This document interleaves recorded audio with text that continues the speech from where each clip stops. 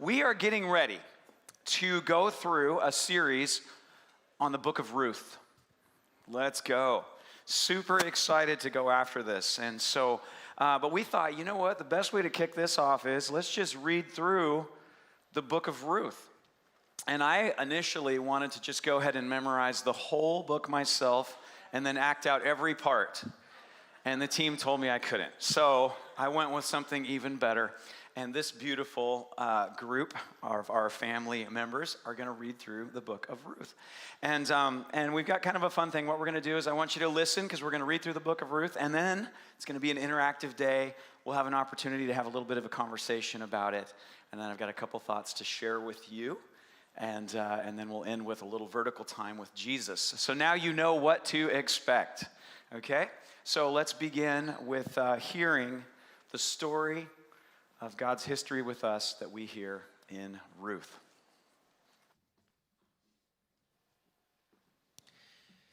In the days when the judges ruled, there was a famine in the land, and a man of Bethlehem in Judah went to sojourn in the country of Moab, he and his wife and his 2 sons. The name of the man was Elimelech, and the name of his wife Naomi. And the names of his 2 sons were Mahlon and Chilion. They were Ephrathites from Bethlehem in Judah. They went into the country of Moab and remained there. But Elimelech, the husband of Naomi, died, and she was left with her 2 sons. These took Moabite wives. The name of the one was Orpah, and the name of the other Ruth. They lived there about 10 years. And when both Mahlon and Chilion died, so that the woman was left without her 2 sons and her husband. Then she arose with her daughters-in-law to return from the country of Moab, for she had heard in the fields of Moab that the Lord had visited his people and given them food. So she set out from the place where she was with her 2 daughters-in-laws, and they went on the way to return to the land of Judah. But Naomi said to her 2 daughters-in-law, "Go, return each of you to her mother's house. May the Lord deal kindly with you, as you have dealt with the dead and with me. The Lord grant that you may find rest, each of you, in the house of her husband." Then she kissed them, and they lifted up their voices and wept. And they said to her, "No, we will return with you to your people." But Naomi said, "Turn back, my daughters. Why will you go with me? Have I yet sons in my womb, that they may become your husbands? Turn back, my daughters. Go your way, for I am too old to have a husband. If I should say I have hope, even if I should have a husband this night and should bear sons, would you therefore wait till they were grown? Would you therefore refrain from marrying? No, my daughters, for it is exceedingly bitter to me for your sake that the hand of the Lord has gone out against me." Then they lifted up their voices and wept again. And Orpah kissed her mother-in-law, but Ruth clung to her. And Naomi said, "See, your sister-in-law has gone back to her people and to her gods. Return after your sister-in-law." Do not urge me to leave you or return from following you. For where you go, I will go, and where you lodge, I will lodge. Your people shall be my people, and your God my God. Where you die, I will die, and there will I be buried. May the Lord do so to me and more, also if anything but death parts me from you. And when Naomi saw that she was determined to go with her, she said no more. So the 2 of them went on until they came to Bethlehem. And when they came to Bethlehem, the whole town was stirred because of them. And the women said, "Is this Naomi?" She said to them, "Do not call me Naomi, call me Mara, for the Almighty has dealt very bitterly with me. I went away full, and the Lord has brought me back empty.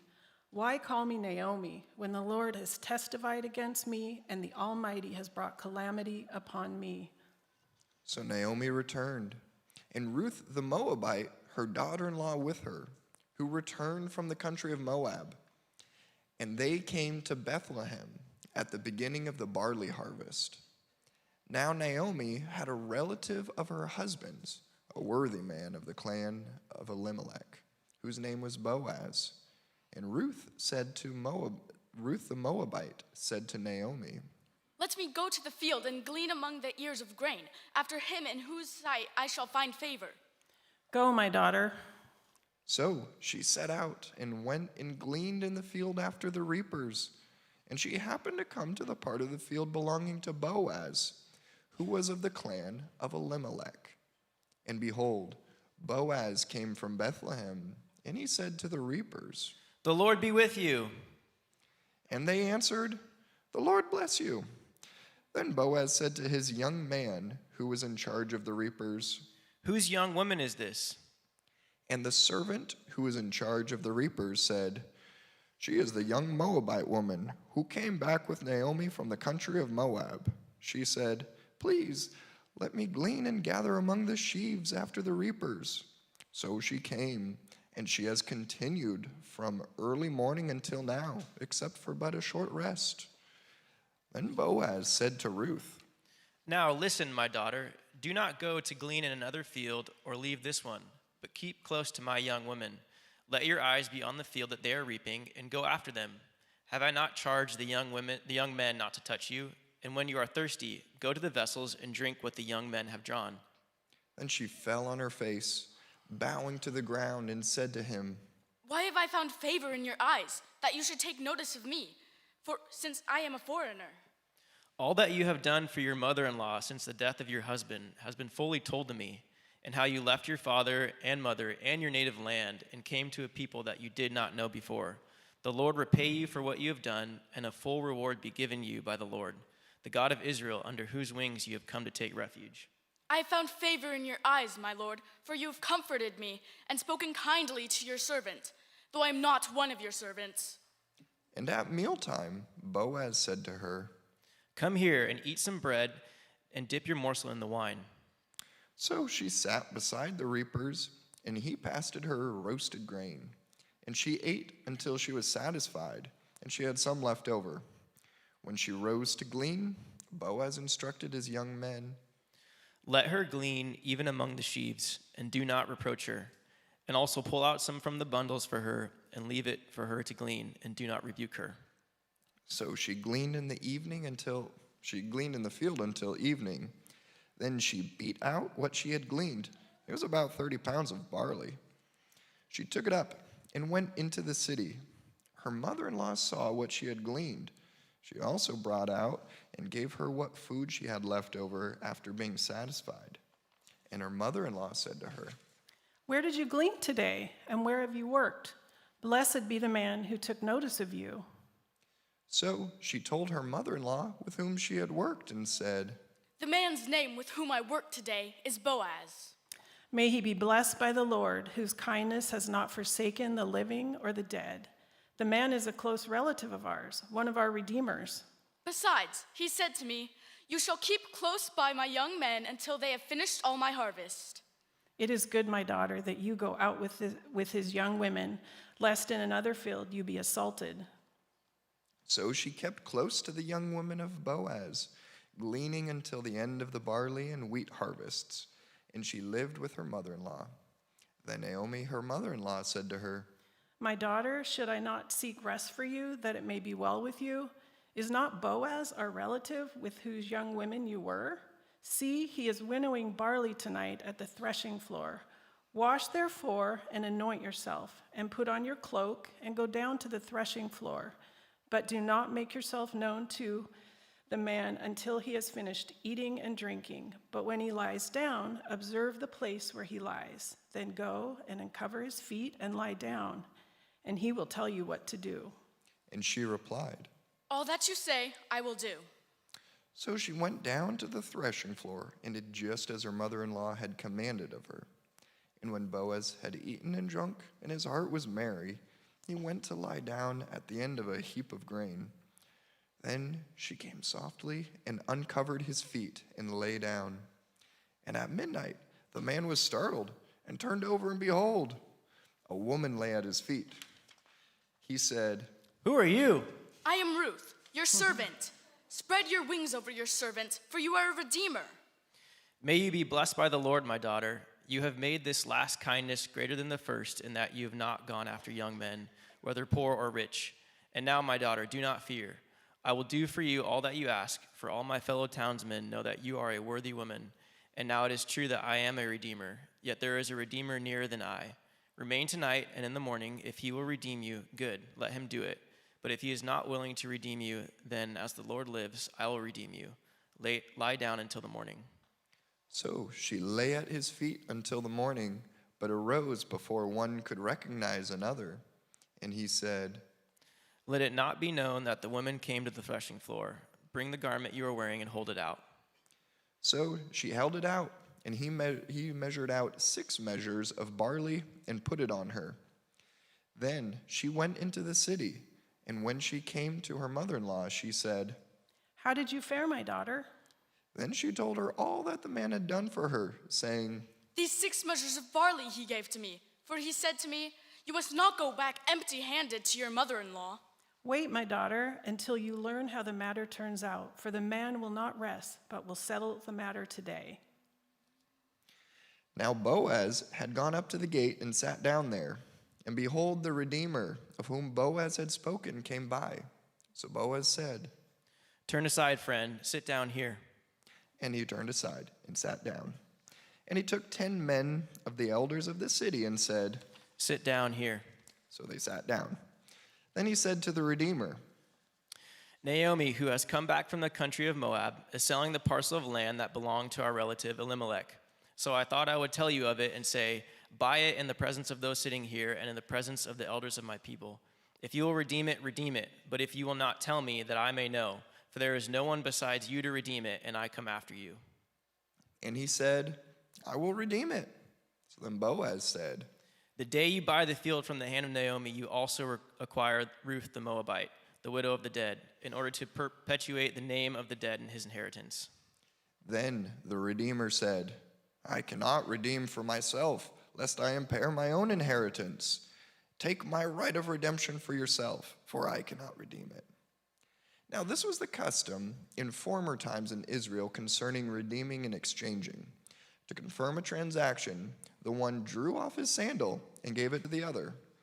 And this was the manner of attesting in Israel. So when the Redeemer said to Boaz, Buy it for yourself, he drew off his sandal. Then Boaz said to the elders and all the people, You are witnesses this day that I have bought from the hand of Naomi all that belonged to Elimelech and all that belonged to Chilion and Mahlon. Also Ruth the Moabite, the widow of Mahlon, I have bought to be my wife, to perpetuate the name of the dead in his inheritance, that the name of the dead may not be cut off from among his brothers and from the gate of his native place. You are witnesses this day. Then all the people who were at the gate and the elders said, We are witnesses.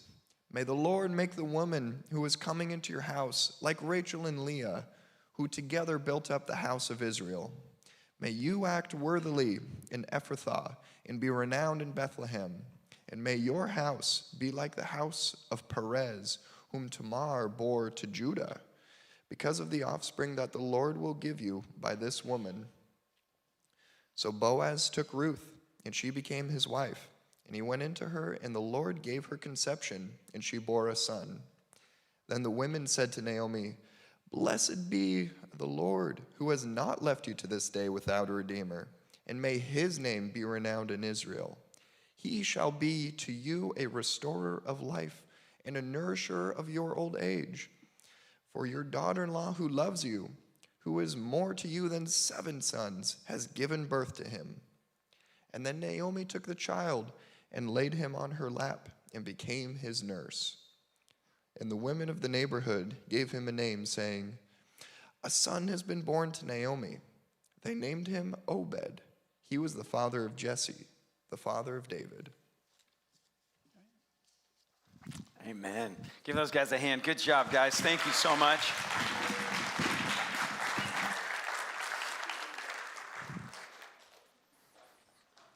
Well, as promised, let's talk about it. Let's talk about it. So the first question I have for you guys, and just raise your hand. Jason's got the mic with him. And I want to ask you this. What is the story about? What is the story about? And I'm not going to do that thing to you that bad teachers do. I don't have a specific answer that if you answer and it's close, then I go, no. I genuinely want us to have a discussion. As you're hearing this, what do you think this story is about? Redemption. Come on. She didn't even need the mic. Good to see you, Leslie. Redemption. Yeah. What's this story about? What else is this story about? Just raise your hand and feel free to, Burnett? God's goodness. Absolutely. Love. Unconditional love. Loyalty. Ooh, loyalty. Yeah, come on. How many of you like that one? Loyalty. Ruth. The friend. What's this story about? Redemption, loyalty, love.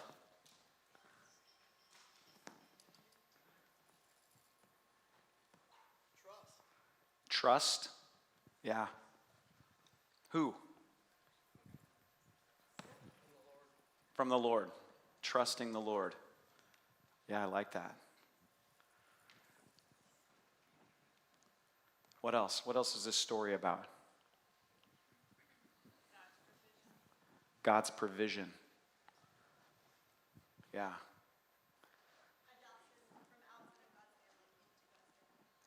Adoption from outside of God's family into God's family. Let's go. Yeah. Yeah. Who are you to have favor on me, a foreigner? Right? Go back to your people. Go back to your God. No, I will not go. I will come to you. I'll come with you, Ruth. Yeah, that's good. You guys are doing great. Keep them coming. What's this story about?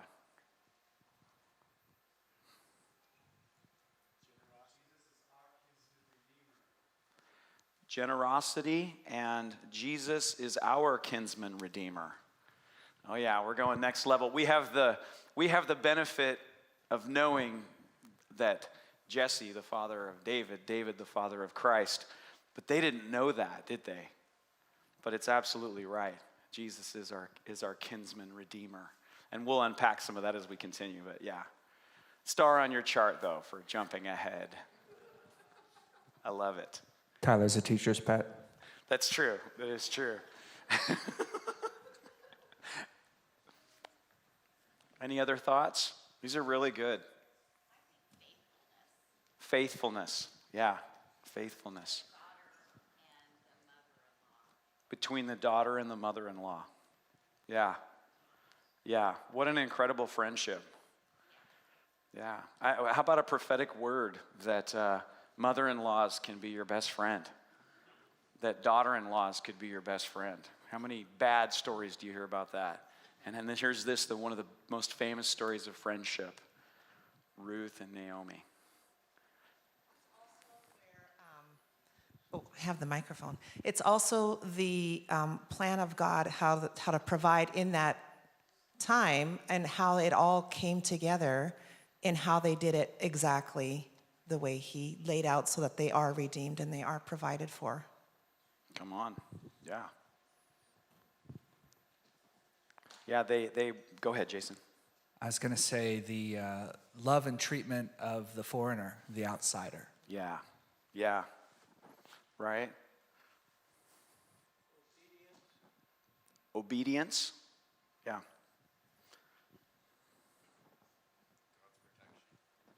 God's protection, yeah, right?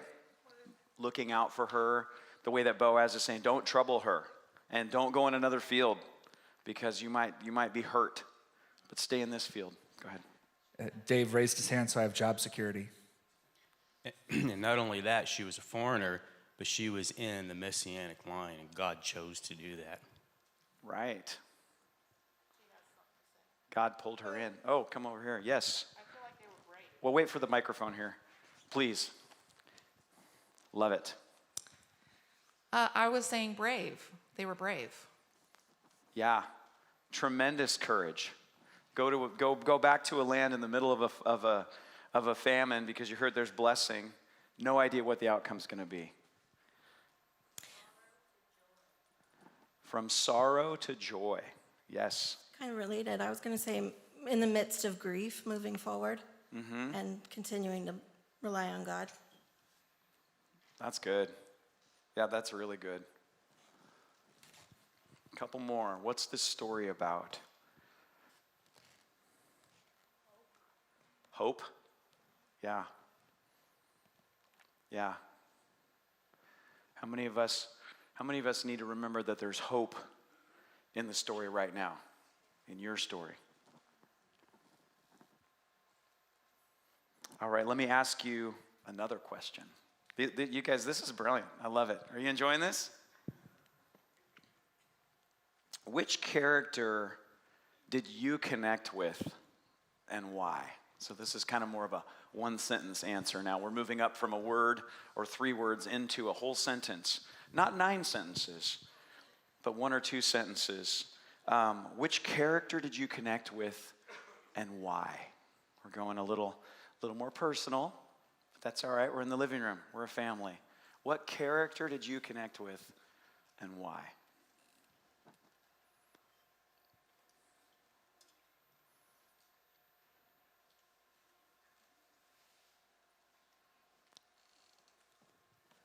Just raise your hand and thank you. I connect with Ruth. I am a foreigner to this country, and I was brought in, and my home is here. Come on. So can I ask, like, as a foreigner in this country and connecting with Ruth, maybe just unpack that just a little bit. So everything was new and different. I'm long ways from my family, and I felt so welcomed in and just brought into the family. Wow. Okay, so it was a positive experience as a foreigner, not necessarily a negative one, but coming from the outside in. How many of you connect with that part of it as a foreigner? So, yeah. How about another one? There's not a right answer. This is about you. Where are you connecting in the story? What character is highlighted to you, and you go, oh, I liked this part. That said something to me.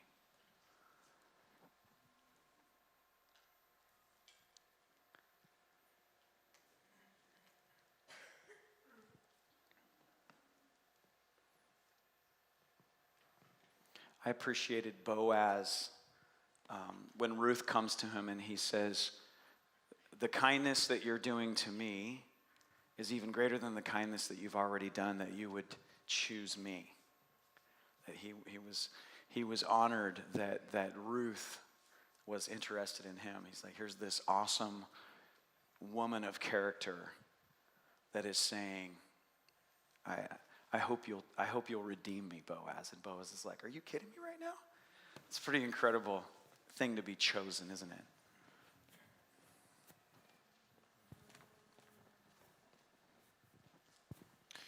Actually, I'm with you with Boaz, but with me, it's more of his generosity and the provision that he gave to Ruth, and as well as the protection that he gave to Ruth and Naomi. Mm-hmm.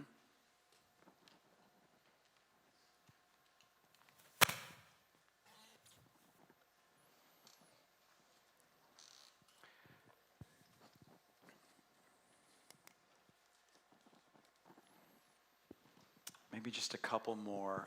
One of the characters that maybe I want to ask it a different way.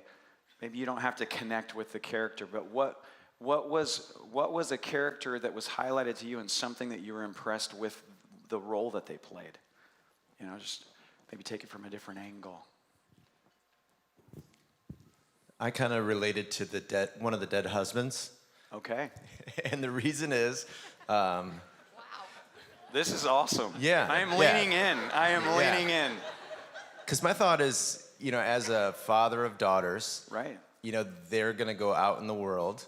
Yeah. And I have to rely on the Lord, to protect and care for them. Oh. And so I think, it inspires me that there are people out there like Boaz that, want to care and protect for people. Because I think sometimes when you're watching the news or, a gritty Netflix show, it makes you scared. Right. That those people don't exist. Let's go. I'm getting saved on that one. How many of you just got saved That was so good.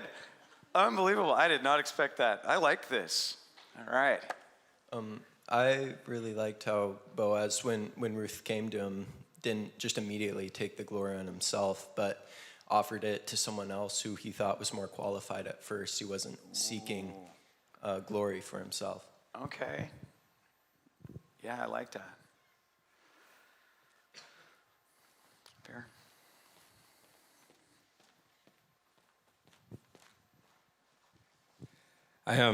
It highlighted to me the fact that Naomi felt sorry for herself, like God had abandoned her, yet here's someone that was basically being his hands and feet to her. And I feel like oftentimes in life, we can be like, what has God done?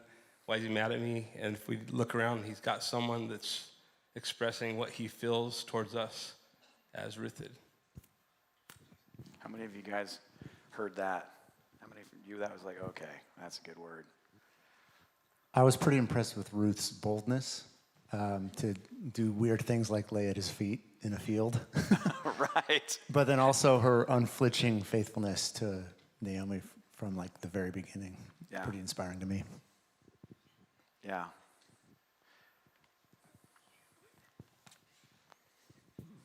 The part that I was thinking about was how the person that was the Redeemer passed up on the opportunity. And the reason he gave was because he didn't want to diminish his own physical wealth and his inheritance to his own. So he's trying to hold on to what he had.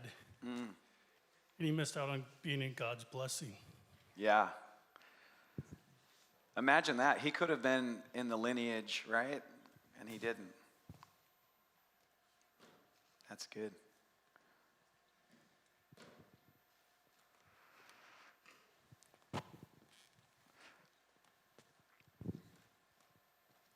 I was thinking why this story, who wrote it, and why put where it was, right? Because the whole idea of continued redemption, not just in Ruth, but throughout Christ's lineage and what he did for us on the cross. And so it comes down from oral history, and someone chose, whether it was a prophet, they're not really sure who wrote this book, but how it was. I was thinking from the author and hearing this story and saying, we need to put this in writing. People need to hear this. It's good. We will talk a little bit about that. Just spoiler alert, Francine Rivers wrote this book, so that's good. I kid. This is not actually a romance. I feel like that one too might be a little teacher's pet right there where she's kind of going out in front again. So Tyler and let's see what's going on here. All right, let's ask the next one. Who's this story about? Like whose story is this? Again, not a right or wrong answer, and you kind of delved into it a little bit.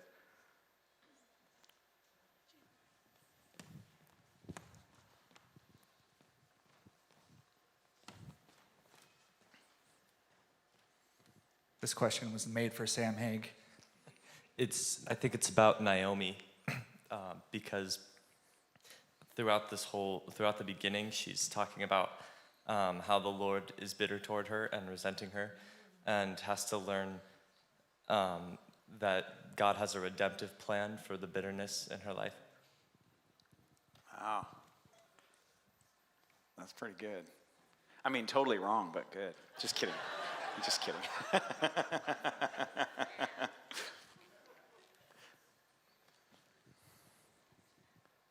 In part, I think this is about God and who he is, and his character. This story is so contrary to human nature.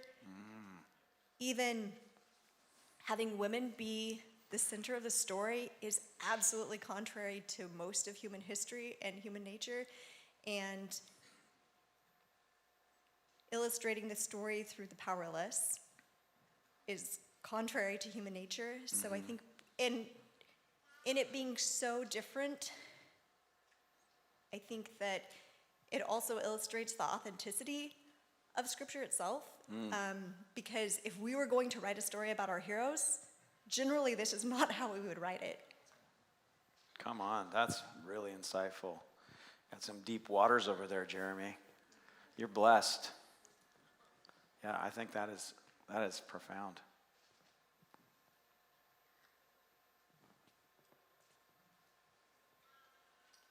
A couple more thoughts. Who is this story about? Back in the back. One of the things that strikes me about this story, and actually a lot of the stories in the Bible, that the women that are represented in the Bible all have such a significant strength to move forward the plan that God has for them. You know, I can't think of really any story in the Bible, and maybe I'm wrong, where, you know, we've got this weak, wishy-washy woman. You know, we've got really strong, representative women, and I love that. I think that's great. And Ruth and Naomi both exhibit that. They're not only going from culture to culture, but think about the physical. They're traveling alone as women, you know, from point A to point B, however far that was. And that was pretty intense, especially back then. Yeah, that's a great insight. I like that. Maybe just one more. Who wants to have the last word on who this story is about? That just turned into pressure, didn't it? Who wants to share something totally open-handed and wonderfully well?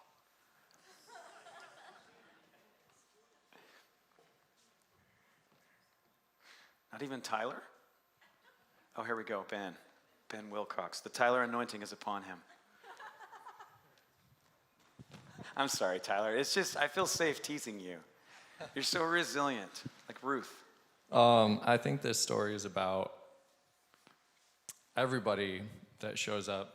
I think it strikes me that God often has, you know, there's this one thing that happens to this one person, and maybe that story repeats itself hundreds of times in history, and yet this one story is highlighted, and it becomes this major thing. And it's crazy how God does that with all of our stories.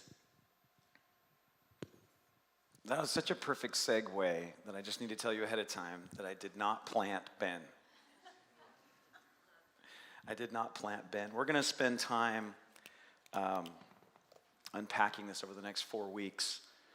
And I can say quite honestly, I think everything that got said today is 100% true. I think what we just heard together as we listened to this story and reflected back is 100% true. Can I ask the worship team to come up? These are all the facets and the aspects of what we see and what God's doing. And I love that, you know, even thinking of those sons who couldn't save themselves, but God was looking out for their wives and looking out for the future of their part of the story. I mean, good night. That was really good. And each of you shared something brilliant. And I think it really sows into exactly, Ben, as you said, that it's God's story, but God has invited us into his story. And every single person in this room, you know, we can identify with Naomi sometimes, who's bitter and without hope, right? We can identify sometimes with Ruth, where your dreams have died and you are left without a provision. And yet, in her faithfulness, she becomes a mother through whom Christ came and redeemed all things. And it just goes on and on, Boaz. And so there are so many aspects, but I felt like today, okay, Lord, as we're going to close today and then continue on with this, what kind of encouragement would you have for us as a family today? And I want to, and this is what I felt like he highlighted to me, and that is, wherever you are in your story, okay, this is for each of us as an individual, wherever you are in your story is in God's story. And he's going to take care of you. He's going to take care of your daughters. He's going to take care of my daughters. He's going to take care of your sons. He's going to take care of your wife or your husband or your celibacy. He's going to take care of you. He's going to take care of every aspect of your life, and the story's not over. As we continue to walk through, when we don't have hope, it says when a man without vision will perish. In another place it says a man without vision, a person without vision will cast off restraint. When the enemy comes in and says, it's all lost, what's the point? You might as well take a drink. You might as well fill in the blank, right? It doesn't matter because hope is lost. But the Lord is saying, I'm in your story, and the story's not over. And so the choices you make do matter. And Jesus is going to come through your story, in your life, in other people's lives, and Jesus is also coming for you in the story. So wherever you are today, whatever character that you're identifying with, whatever circumstance, because Ben's right? This is our story, isn't it? But God's in it. So this morning, I just want to take a moment. The team's just going to play a little bit. And I want us to go vertical.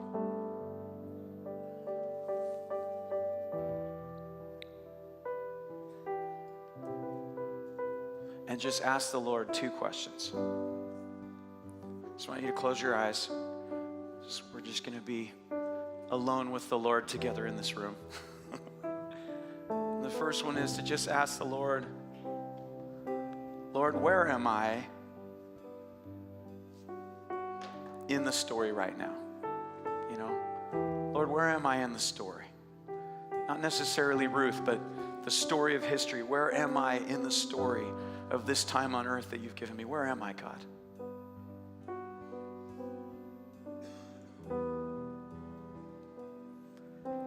And then the next question you're going to ask him, Lord, where are you in my story?